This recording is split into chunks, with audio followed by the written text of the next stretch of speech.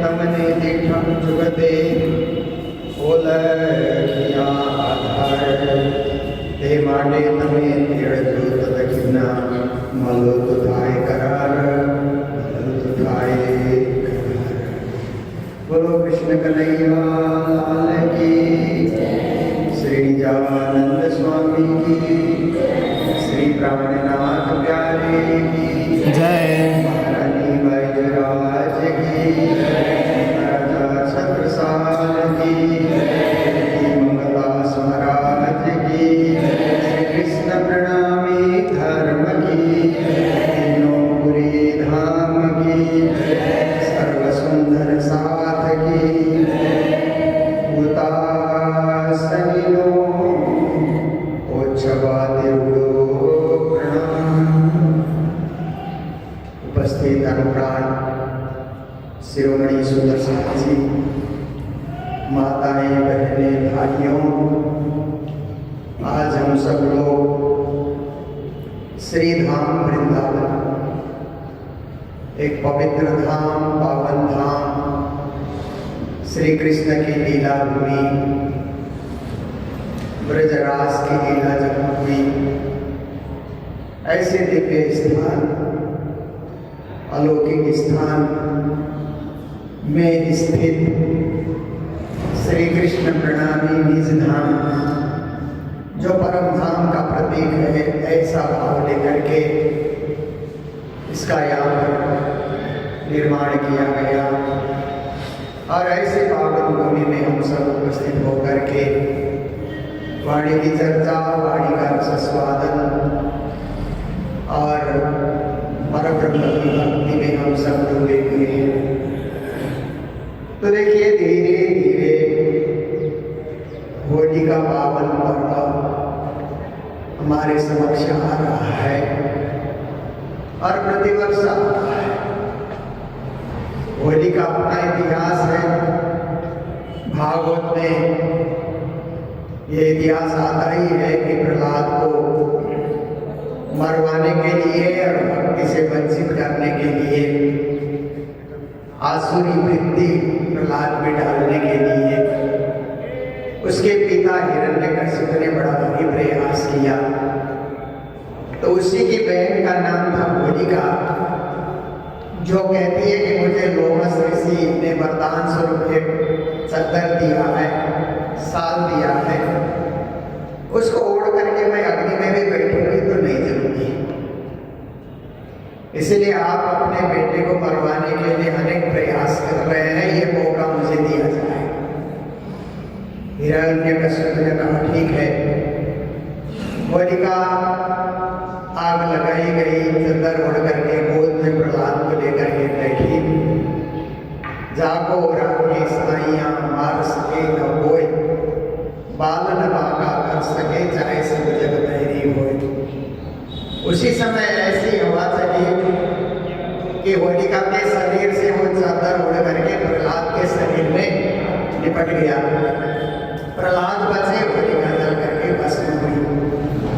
तो उस समय भक्तों ने पाप का अंत, धर्म की रक्षा, अधर्म का अंत और धर्म का विजय, ये भाव लेकर के खुशियां मनाई.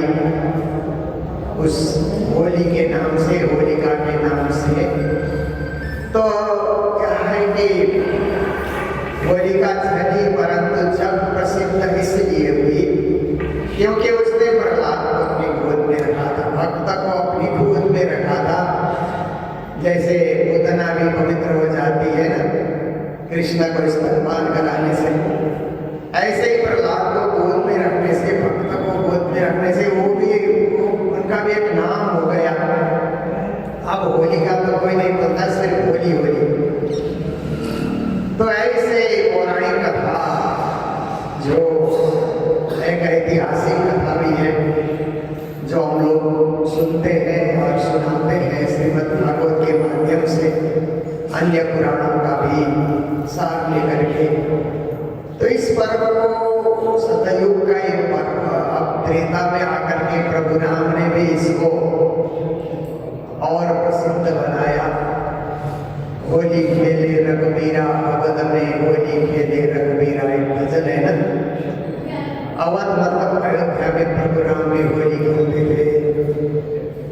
उसको और सारगर्भित और रसपूर्ण और एक पवित्रता श्री कृष्ण ने प्रदान की इस ब्रज भूमि में आकर के कि होली के पावन पर्व पर रंगों का त्याग, अबीर पिचकारी, जल चमटना और रंग बिरंगे जो है अबीर गुलाल से एक दूसरे को बधाइयाँ देना, ये सब बहुत अच्छा चला।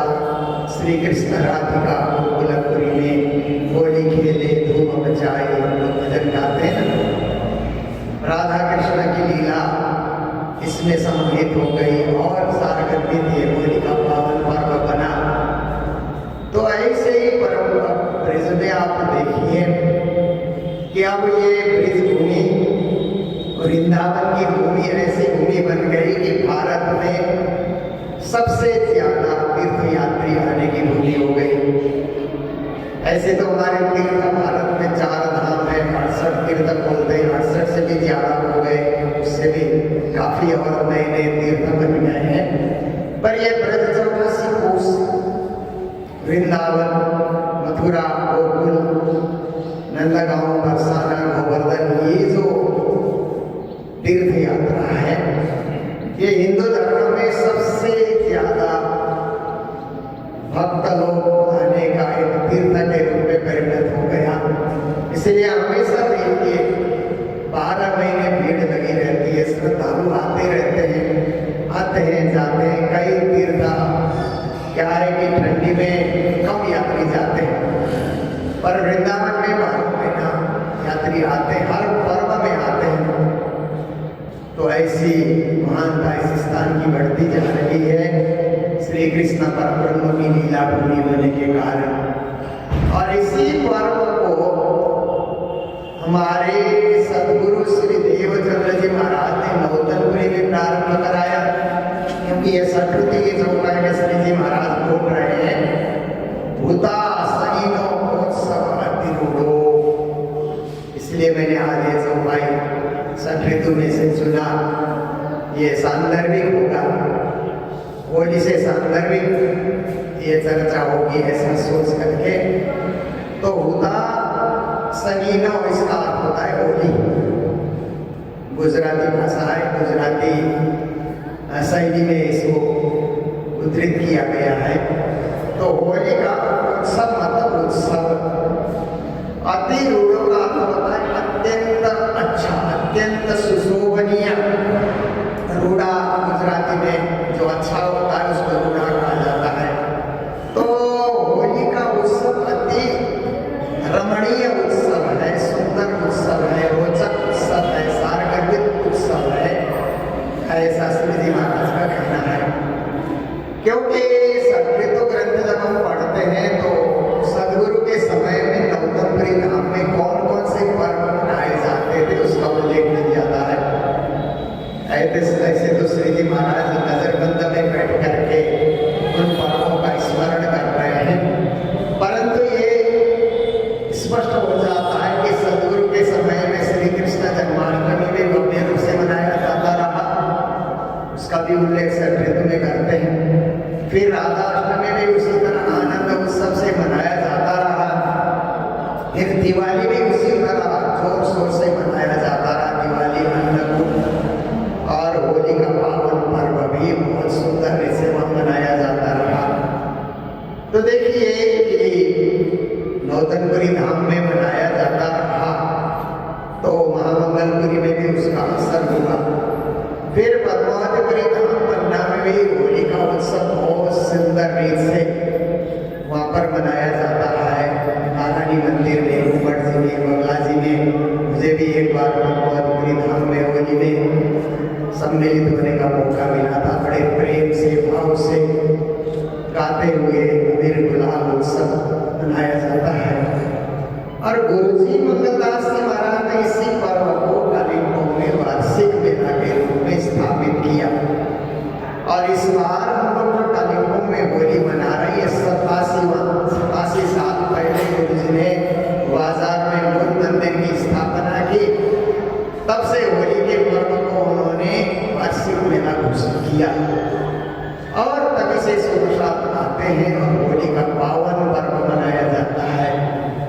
कालिम्पोंग में भी होली 8 दिन तक चलता है।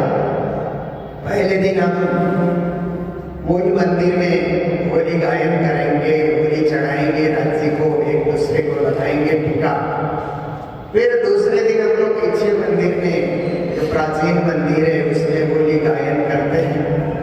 शाम को फिर मंगलधाम में, और मंगलधाम में तीसरे दिन शोभा यात्रा जुलूस, बाजार में नगर परिक्रमा भव्य रूप से बहुत सारी संख्या में श्रद्धालु आते हैं। फिर उसके बाद हम लोग उसके दूसरे दिन दार्जिलिंग के मंदिर में होली मनाते हैं। फिर उसके बाद हम लोग मंगपू में होली मनाते हैं। फिर रंग पंचमी का उत्सव हम लोग सिंगताम सिक्किम में पूरा करते हैं। तो पूरा 8 दिन रंग में रंगे रहने का, बरसाने की होली, नंदगांव की होली, गोकुल की होली, इस तरह से हमारे भी कालिम्पोंग की होली, दार्जिलिंग की होली ऐसे चलती रहेगी, सिक्किम की होली। तो ये क्या है कि एक दूसरे से मिलने का, एक दूसरे से जुड़ने का और भक्ति का अन्वेषण करने का, भाव सागर में डूबने का, प्रेम सागर में डूबने का, परस्पर बैर भाव मिटाने का ये पर्व है। इसीलिए कहा जाता है बुरा मत मानो होली है। हमने साल भर लड़े झगड़े, मन उठाव रखा किसी के साथ, तो होली का टीका लेकर के एक दूसरे को लगाते हैं तो वो आपसी बैर भाव मिट जाता है। फिर हम एक हो जाते हैं और खुशी से जीवन जीने का एक संकल्प लेते हैं, क्योंकि जीवन में एक बार मिला है। हमें जब जीवन मिला है ये बार बार मिलने वाला नहीं है। बार बार मिलेगा तुम्हें कितने जन्मों के बाद मिलेगा। तो एक बार मिला है, इसको आनंद से जिए, खुशी से जिए, परस्पर मिलजुल करके हम जिए, बैर भाव रख करके ईर्ष्या द्वेष से हम जिए, लेकर के क्या जाएंगे। इसलिए कम से कम दुनिया से जाए तो हंसते हुए जाए कि कोई मेरा विरोधी नहीं है, कोई मेरा शत्रु नहीं है, ऐसा हमें लगे। परंतु इतना नहीं भी होता है कि आप किसी को शत्रु बनाना नहीं चाहते, पर शत्रु अपने आप तैयार होते हैं तो उनके लिए तो कोई अवसर ही नहीं है।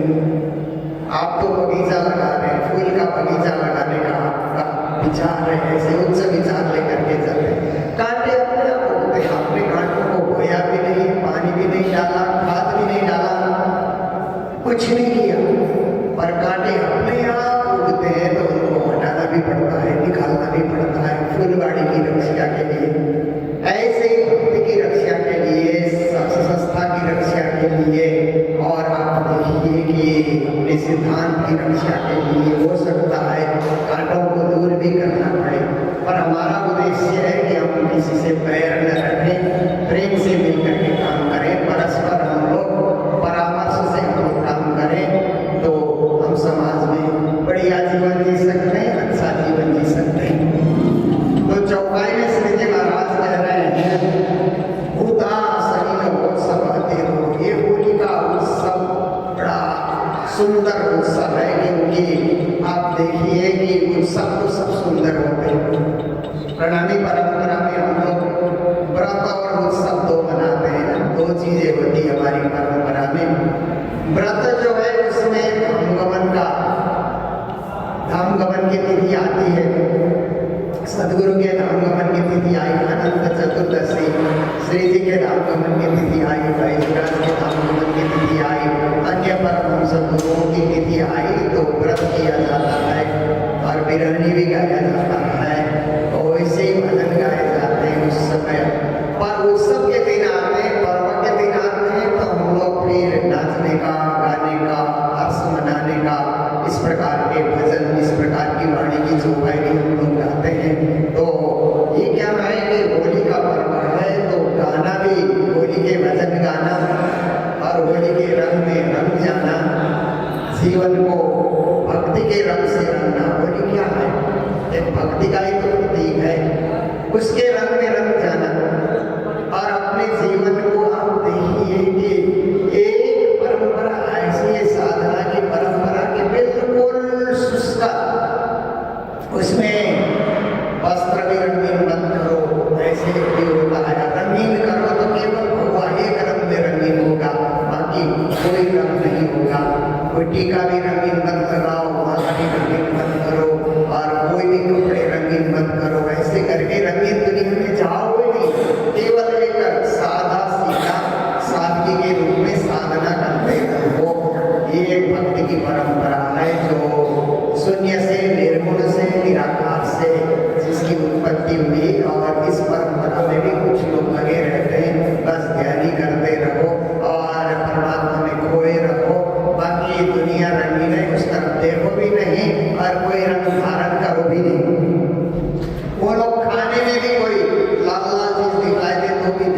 खाओ, इसको ये जो है नहीं खाना है क्योंकि वहाँ भी कुछ रंगीन है, ऐसा लोग सोचते हैं और उससे परहेज रखते हैं।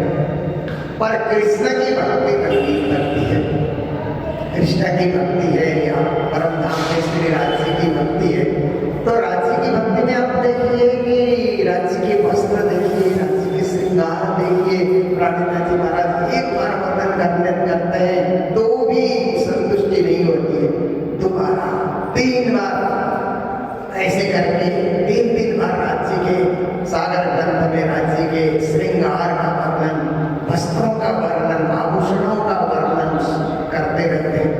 फिर 2 बार श्यामा जी का वर्णन करते हैं और लास्ट में फिर एक बार राज्य का, एक बार श्यामा जी का हुआ। आप देखिए 7 श्रृंगार के वर्णन आते हैं, फिर वे पूरे श्रृंगार का वर्णन नहीं हुआ, ऐसा श्री जी महाराज अनुभव करते हैं। इसका मतलब है कि ये सारे रंग ये दुनिया में लगने के लिए नहीं है, मायाजाल में फंसने के लिए नहीं है, क्योंकि रंग का जो है ना उसका 2 भेद हमें समझना होगा। एक भेद ऐसा है कि हमको रंगीन दुनिया में फंसा देता है। रंगीन दुनिया कहते हैं ना, माया मोह घर परिवार, तेरा मेरा पति पत्नी धन संपत्ति, एक रंगीन दुनिया है जिसमें दुनिया लगी हुई है। एक रंगीन भक्ति है, वो क्या है कि आप रंगीन हो रहे हैं पर भक्ति करने के लिए, परमात्मा को पाने के लिए, परमात्मा के प्यासी बन करके, परमात्मा की अंगना भाव लेकर के, आप परमात्मा को प्राणपति मान करके। आप देखिए कि जिसका इष्ट शून्य है, जिसका इष्ट निर्गुण है, जिसका इष्ट निराकार है, तो उसका तो स्वरूप ही नहीं है। इसलिए उसका स्वरूप नहीं है तो उसकी भक्ति करने वाले, साधना करने वाले का रूप भी एक विधवा महिला की तरह सादा सीधा रूप होता है। पर आप देखिए कि प्रणामी परंपरा में या कृष्ण भक्ति परंपरा में जो भक्ति की जाती है, इसमें परमात्मा है, उनका रूप है, उनका स्वरूप है, उनका साज है, उनका श्रृंगार है। निर्गुण करते हैं, रूप भी नहीं है, साज भी नहीं है, श्रृंगार भी नहीं है, वो निराकार है, शून्य है। इसलिए उसकी शून्य की ओर जाने के लिए आप भी शून्य रूप अपनाते जाइए, शून्य साधना आप कीजिए, शून्य स्वरूप अपना बनाइए, शून्य हार विहार इस तरफ आप चलिए। ये शिक्षा की परंपरा है, उपासना की परंपरा है। एक परंपरा है कि नहीं, आपके पति हैं तो पति है तो फिर विधवा का वस्त्र क्यों धारण करना, जिसका पति है ये प्राणपति परमात्मा, प्राणेश्वर परमात्मा जिसका पति है और उसका स्वरूप है, वो लीला कर रहा है, विहार कर रहा है और आपको भी लीला विहार का आनंद दे रहा है, तो आप उस रूप में रंग सकते हैं, उसके रंग में आप रंग सकते हैं और उस रंग को आप अस्वीकार नहीं कर सकते, क्योंकि मालिक ही जब ऐसा है और आपने मान लो कि रंग स्वीकार नहीं किया तो भी विचार को आप स्वीकार कर सकते हैं, वो परंपरा के भक्ति के विचार को आप स्वीकार कर सकते हैं। तो कहते हैं अबीर अबीर गुलाल। अब निर्गुण साधना है तो अबीर और गुलाल में 2 रंग होते हैं ना। गुलाल तो जो गुलाबी रंग का जो है होली खेलते हैं उसको गुलाल कहा जाता है। अबीर है थोड़ा गाढ़ा लाल होता है, तो अबीर भी खेलना है, गुलाल भी खेलना है। पर आजकल तो 6-7 रंग के जो है ना, पीला रंग भी होता है, हरा रंग भी होता है, कई रंग भी होते हैं अबीर में। तो इस प्रकार से उसको सजाया जाता है। प्राणनाथ जी ने 2 नाम विशेष करके यहाँ पर उच्चारण किया है, क्योंकि जो पतिव्रता होती है, सधवा जो होती है, वो सधवा ये लाल रंग का विशेष प्रयोग करती है। इसलिए उन्होंने कहा कि हम अबीर से खेलें और गुलाल से खेलें। राज्य को अबीर चढ़ाएं, गुलाल चढ़ाएं। तो होली प्रारंभ करने से पहले हमारा क्या होता है कि राज्य को अबीर चढ़ा करके फिर हम एक आपस में एक दूसरे को लगाते हैं या खेलते हैं। तो यही प्रक्रिया प्राणनाथ जी महाराज बता रहे हैं कि अबीर गुलाल श्री राज्य के साथ, अबीर राज्य को अबीर चढ़ा करके अबीर और गुलाल के साथ हम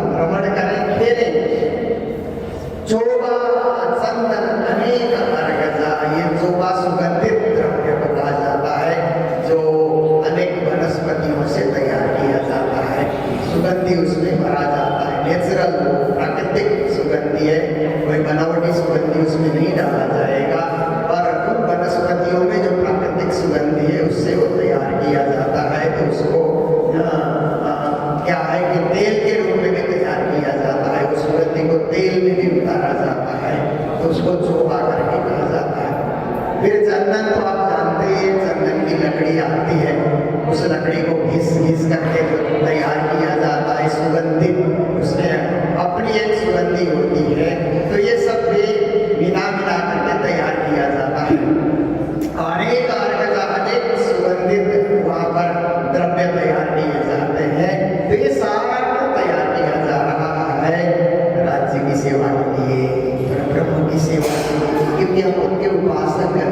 कोई भी चीज हमारे सामने है तो उनको चढ़ाए बिना, उनको धराए बिना, उनको ग्रहण कराए बिना हम उपयोग नहीं कर सकते। पतिव्रता भाव में क्या होता है कि पहले पति को तैयार करो, पति को भोजन कराओ, फिर खुद करो। पहले आप खुद करेंगे तो पतिव्रता धर्म नहीं कहलाता। तो इस प्रकार से ये सारी चीज जो है राज्य के लिए तैयार किया जा रहा है।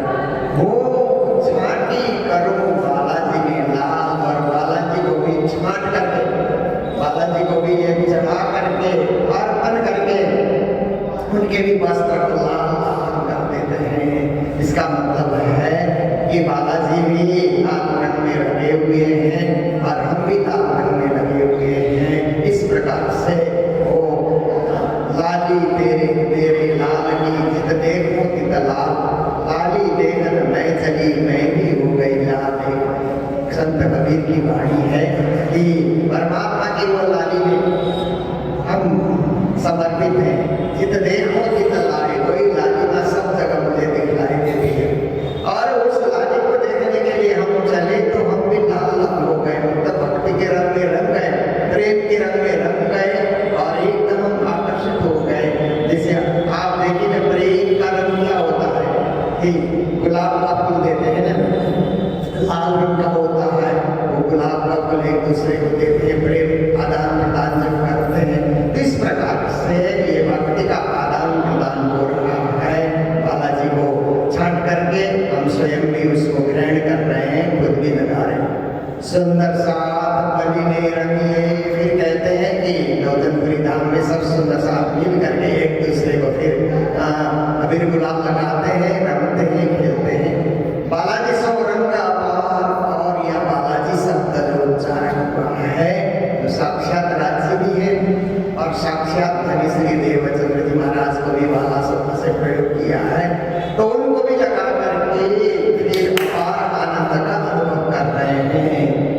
लोभी लाज रमो तमसो, और होली खेलते समय में जो लज्जा मानते हैं ना कि हम तो एक दूसरे को नहीं लगा सकते, हमको लज्जा आती है, ऐसा जो लोग सोचते हैं वो होली नहीं खेल सकते। इसीलिए लोभी लाज, भक्ति करने में जो लाज मानते हैं, शर्म आती है जिनको भक्ति करने में, तो भक्ति नहीं कर सकते। इसका मतलब यही है कि शर्माने वाले लोग हम परिक्रमा कैसे करें, मंदिर में कैसे जाएं, सबके साथ चटाई में कैसे बैठे हम, और हम तो ऐसे हाथ में प्रसाद दे करके कैसे खाएं, हम तो बढ़िया बढ़िया थाली में खाने वाले, हाथ में प्रसाद बांटा जाता है उसको पाना है, ऐसे करके सर्वसाधारण के बीच हमको बैठना, ऐसे लोक लाज, लोक मर्यादा, लोक लाज में रहने वाले इस भक्ति सागर में नहीं डूब सकते हैं।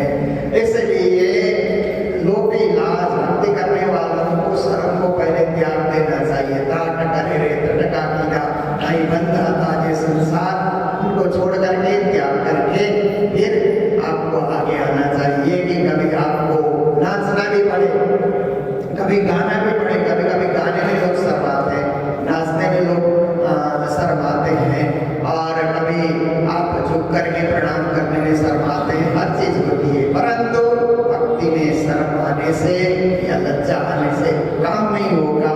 इसलिए लोभी लाज रमो तमसो, बालाजी के साथ भ्रमण करेंगे। इंद्रावती नाम आधार, इंद्रावती हमारे महावती प्राणनाथ जी कहते हैं हमारे आधार धनी, हमारे जीवन के आधार।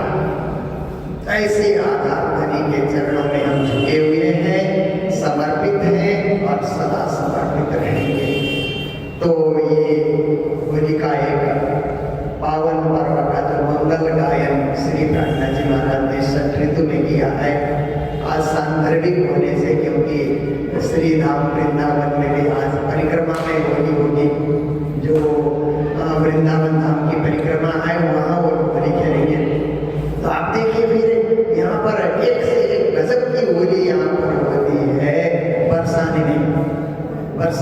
होली को लठ मार होली भी कहते हैं कि कोई जमाना ऐसा रहा कि साल में 364 दिन में पुरुष प्रधान समाज होने के कारण क्या होता था कि जरा सा गुस्सा आए तो पुरुष स्त्री को थप्पड़ मारे, कुछ न कुछ परेशान करे, क्योंकि पुरुष प्रधान समाज होने से पुरुष लोग सोचते थे कि महिलाएं हमारी सेविका हैं, इसलिए सेविकाओं को हम पीट भी सकते हैं, मार भी सकते हैं, ताड़ना भी दे सकते हैं, कुछ भी कर सकते हैं, ऐसा विचार रखा करते थे।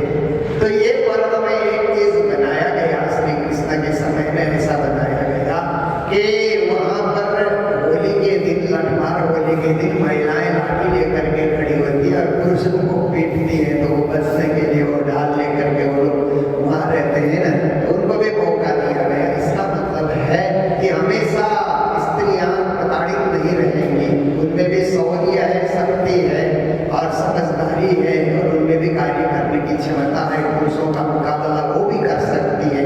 ये भाव लेकर के वो शुरू किया गया। आज तो ये अब रहा नहीं, क्योंकि समान अस्तित्व का युग आ गया। समान अस्तित्व के युग में क्या होता है कि पुरुष और स्त्री को समान अधिकार है पूरे विश्व में। ये रंग भेद, लिंग भेद, वर्ग भेद, वर्ण भेद, ये सब चीज को विश्व में हटाया गया। कोई जमाना ऐसा था कि रंग भेद था, काले और गोरे में रंग भेद होता था, ये अमेरिका में भी चलता था, यूरोप में भी चलता था कि गोरे हैं तो अफसर हैं, काले हैं तो उनकी सेवा करें, ऐसा था। अब नहीं है, उसको मिटा दिया गया। सामाजिक दूरियां, सामाजिक जो परस्पर एक दूसरे को छोटा बड़ा समझने, ये चीज सब विश्व से हटाया गया है। और भारत में देखिए जाति पाति को लेकर के भेद किया जाता था, अब सब मानव है, सब भारतीय है, सब एक है।